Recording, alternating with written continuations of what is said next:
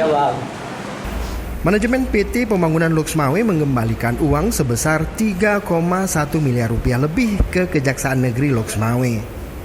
Uang tunai ini merupakan aliran dana dari Rumah Sakit Arun Luxmawe yang kini tengah dalam penyelidikan kasus dugaan tindak pidana korupsi.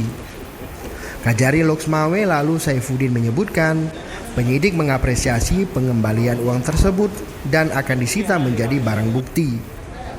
Setelah ada keputusan dari pengadilan, uang tersebut akan dikembalikan ke kas keuangan negara. Kejari meminta kepada seluruh penerima aliran dana dari Rumah Sakit Arun agar segera menemui penyidik untuk mengembalikan uang tersebut. Dari 30 miliar rupiah kerugian negara, saat ini baru dikembalikan 3,1 miliar.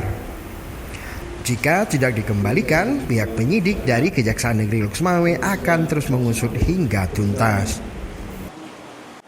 Jaksa penyidik Kejaksaan Negeri Luxmawe ada menerima pengembalian uang hasil tindak pidana korupsi pada PT Rumah Sakit Arun Luxmawe dari Persda Pembangunan Luxmawe.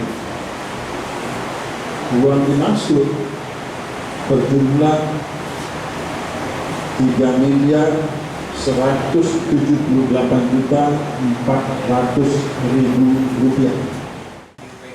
Sebelumnya, tim penyidik Kejaksaan Negeri Luxmawe memperkirakan kerugian negara atas dugaan tindak pidana korupsi di Rumah Sakit Arun mencapai 30 miliar rupiah.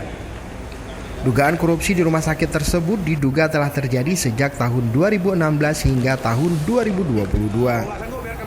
Modusnya penyalahgunaan kewenangan dan penyalahgunaan keuangan pada pengelolaan Rumah Sakit Arun Luxmawe.